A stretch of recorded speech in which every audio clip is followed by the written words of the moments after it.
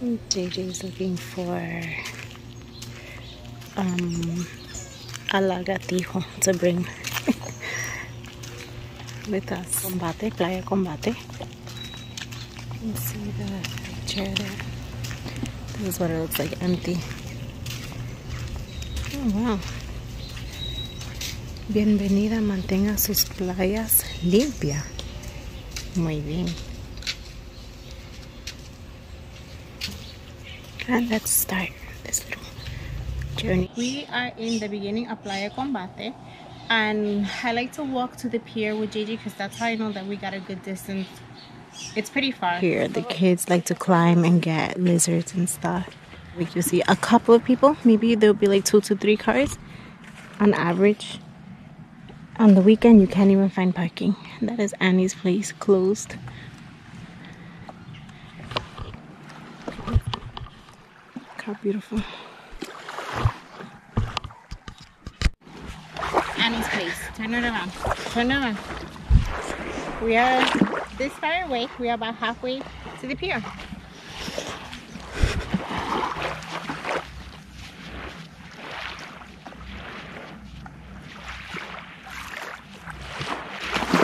You see it? You. We got to the pier, but I'm not gonna go to the water because my ear hurts. So only mommy's going. Oh, he's so salty.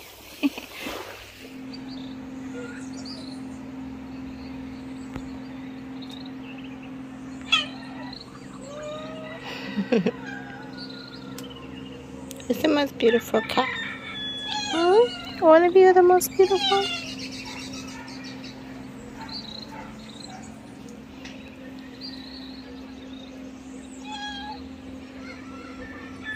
Okay. Choo. Shaggy.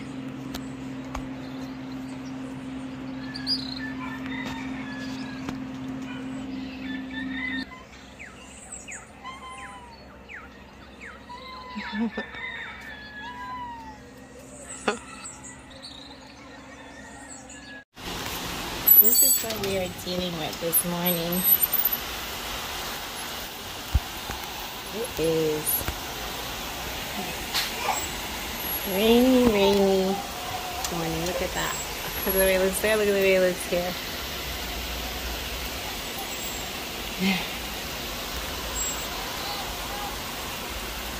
There's the fans. I'm happy.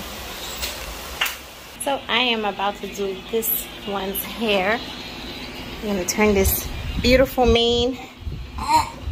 Oh wow, very nicely done. This beautiful mane into some pigtails.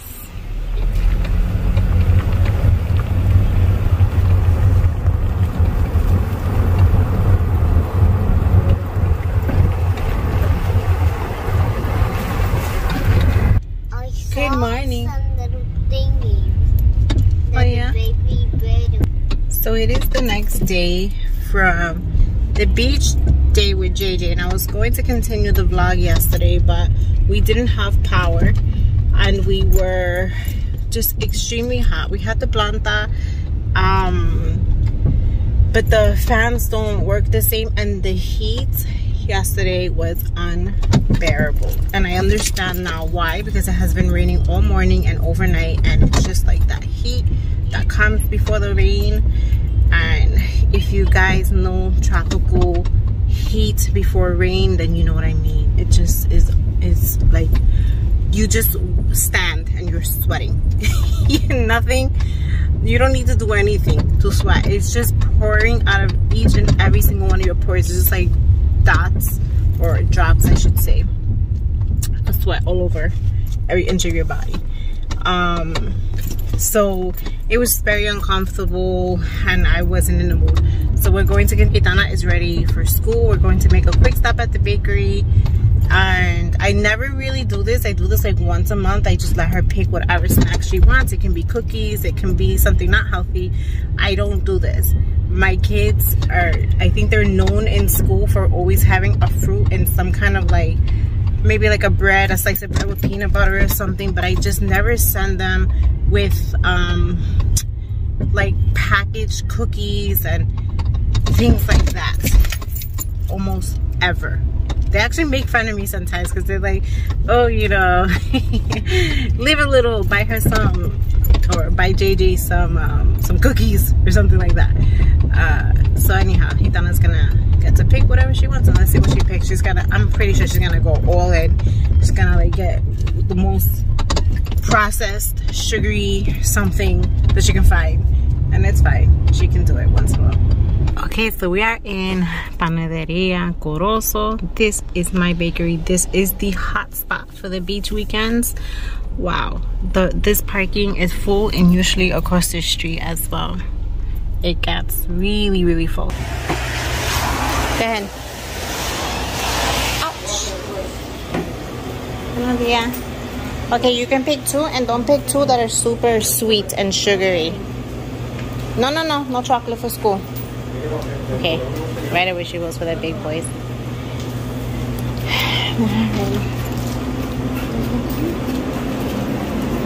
These are the usual things that they have here también. Quesito, queso y guayaba, donuts de manzana, pan de maíz.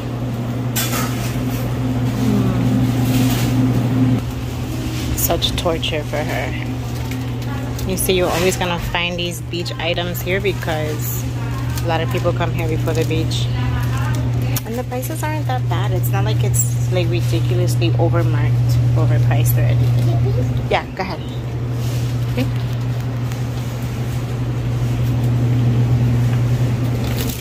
Go.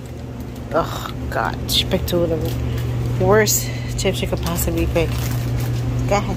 Of course, here. Oh, see, here we have 4. I like the cakes. Which one is your favorite? She's eating some pan de manteca.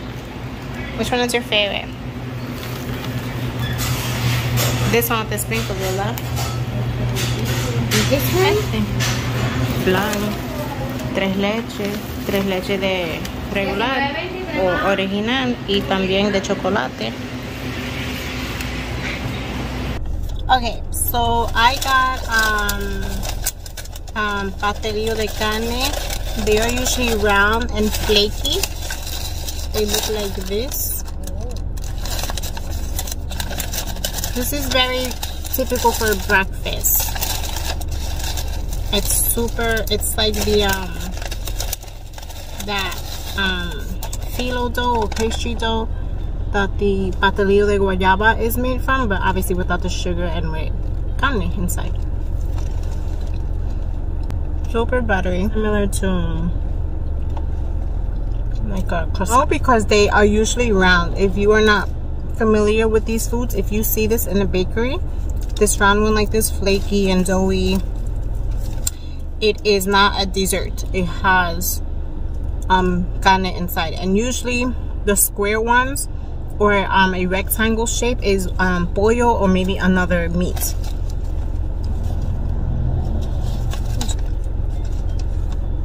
Now when I drop off Gitana, usually you do sort of a circle loop inside of the parking lot, and you just open your door in front of the gate and they take the child. But because it poured and their school is adjacent a farm, or sort of like an open farm, it's not like officially a farm, it's just where they keep the horses and cows, and it's a lot of dirt, so it will be all muddy and puddles, so she can't go through there. So now I have to kind of like park on the side and get out of my car and take her in. Hey, how? Because the gate, it was open. I'll say the horses came to our house yesterday or 2 days ago, right? I'll put a video clip up. And of course I got pan de manteca. That is like heaven. It's heaven cloud bread. Or pillow bread. That's what I used to call it when I was little, because it would squish like a pillow. Done. Because it's like a law. It's like a rule. Okay. You can't buy bread from the bakery and not sneak a piece before you bring it home. I mean, it almost feels illegal. It's la ley. Okay, let's make sure I don't have any crumbs on my lipstick. Out that it's so, for me, it's kind of interesting to think that yesterday I was in my bikini, sweating up a storm on the beach with JJ. JJ kept his t-shirt on because, I don't know, he just happened to keep it on. Usually he yanks his t-shirt off as soon as his feet touches the sand. And by the time we were finished walking, his shirt was soaked almost to the bottom of his t-shirt. That's how much. We were sweating a lot. I had to keep jumping in and out of the water because it was just so hot. And the walk was long. It was an hour walk. Today I'm wearing sort of like a mock neck or you know, similar to a turtleneck dress. Clearing up now a little bit. But it's just a super rainy day. I mean, it just keeps raining and raining and raining, and it's not a hard rain where it's difficult to see or to drive. It's pretty steady. But usually that's an indication. Usually when the rain is steady and sort of like a soft a soft falling of it, how do I describe that? When it's not pounding down or dropping like in buckets, usually that's an indication that it's going to be a rainy day. When it comes out of nowhere really fast, really strong, it's most likely a passing shower. It's like a day in the States. You know how like in the States it'll be like 30 degrees one day, the next day it's like a high of 75 and sunny and the birds are chirping, the flowers are growing. Boiling hot to cooler, much cooler the next day. Also, I'm going to the supermarket and I'm always freezing in the supermarket, so that's why I don't mind wearing something like this. A little bit of my compra today, just a little bit. I don't really like vlogging in the supermarket. I have to be with somebody else. I don't know, it's something, I've mentioned this before, but something feels super unnatural about vlogging in stores. Anyhow, we'll sneak in a little bit. Okay guys, so we are in my favorite supermarket, Mr. Especial. Going to park now.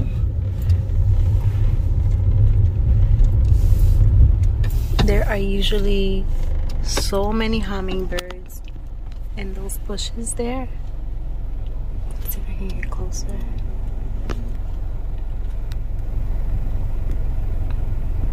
There might not be any now because it just rained, but there are usually so many hummingbirds in there.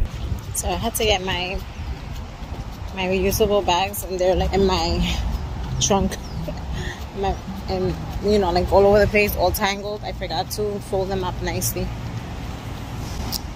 We are here. Get your cart outside. There's usually like hundreds of carts here, which is another thing that I love about this supermarket. You will almost always find a cart. There's a lot of space in the front too, which makes it comfortable. I already feel uncomfortable recording. Okay, so I feel like I've shown you guys this before, but you will always find these sofrito kits in the supermercados here. I don't love all the plastic packaging, but this is pretty convenient. Even if you're just on vacation and you may be here for a long time and you're with a big group and you guys plan to cook and you just want to make a quick sofrito, you have that.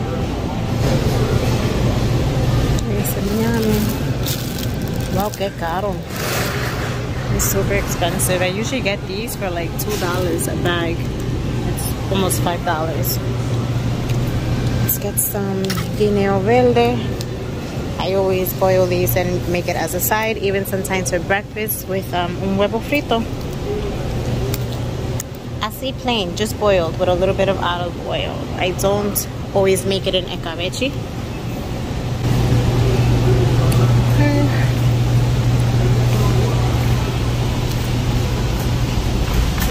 Don't need anything from here. I have all my spices and everything. I do need some salsa tomate and beans, a bag of beans. I'd like to get that glass jar instead of the can. Sometimes I just use tomato paste. So we're going to do white and pink.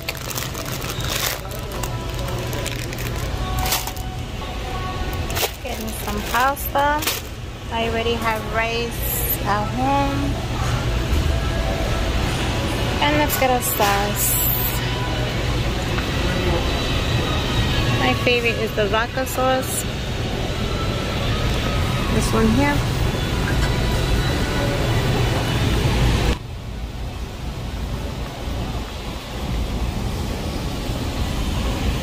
I'm only recording this because I feel like some of you will find this funny. Mira, champú. Champú. I know that's how I grew up hearing it. I didn't hear it pronounced shampoo. It was champú. So we are back home. I just want to show you. I am making the guineo verde. And just a tip, you cut off the ends. You make a slice down the back. This is pretty much how you know they're ready, when they're peeling off like this by themselves. Also, if you can just put your fork through, even with the skin. If your fork goes through, it's done. Here I have some penny pasta. Here is the meat. Now I am going to add, this is vodka sauce. This is one of my favorites, and I actually make this from Emerald Lagasse, I believe it was, is the recipe that I have saved, and it is so good. It takes a really long time, so I just make it in bulk, and it's really delicious. It's much more stronger than this bottled one. This bottled one is like a lighter taste. The original recipe is a much stronger taste, and it better, but maybe some people will prefer this one because it's a little more weak. So that's gonna go in there, and then I'll plate this up just so you guys can see something a little different from the normal typical Puerto Rican food that I make. And I actually get a little rubber spoon to get all of that out. Alright, so let's get some of this deliciousness on the plate.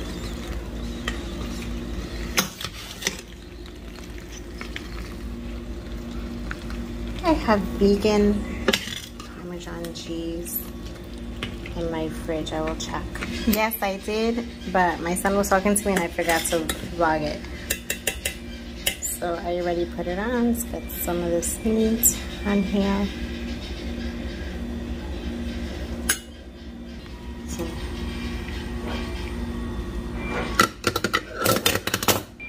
Y voila. Italian, Puerto Rican inspired. This is pan de manteca. It would taste better if it had ajo on it, but I didn't have time.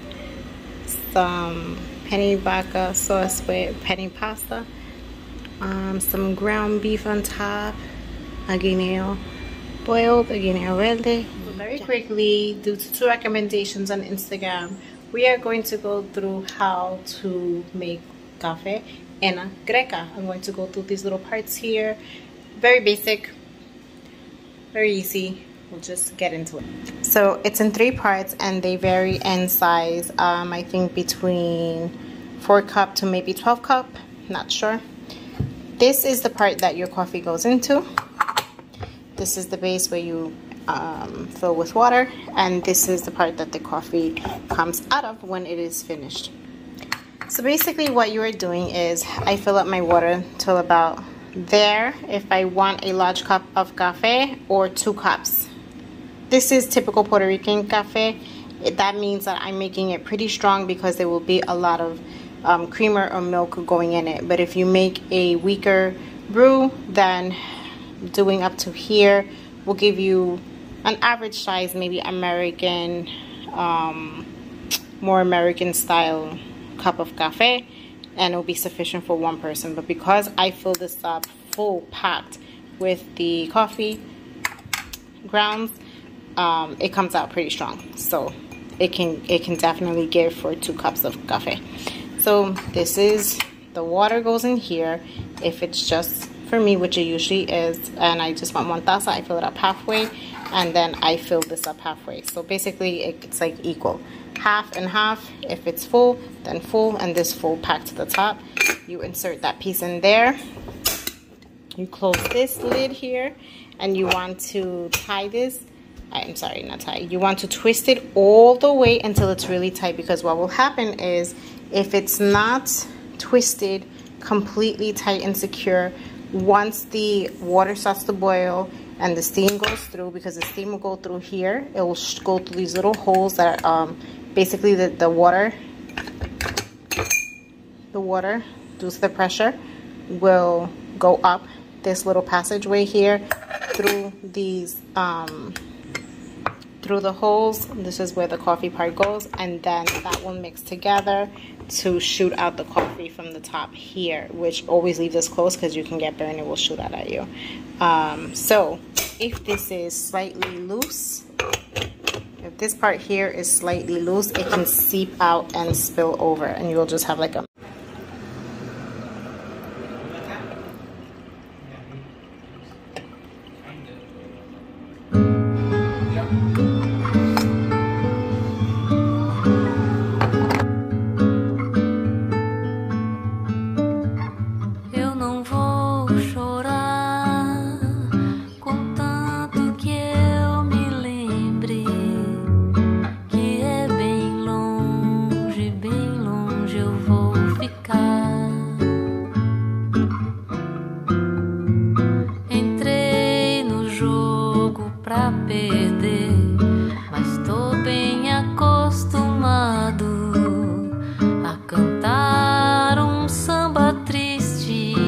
just point out here, be patient. Put your that's just steaming because I wiped my stove, and so there was a little water residue.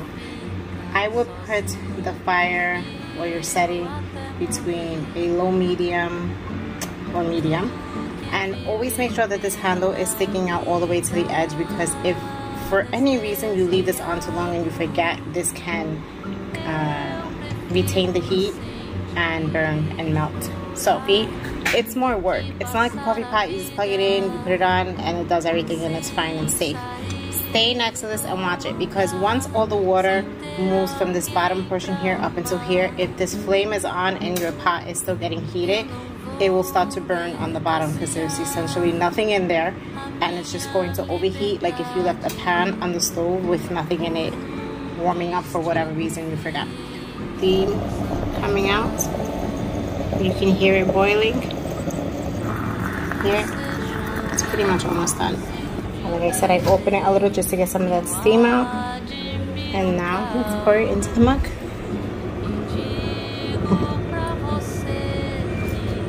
As you can see, this is a pretty strong brew. I'm gonna fill it up halfway, and then we're going to add some creamer. This is the creamer that I have right now.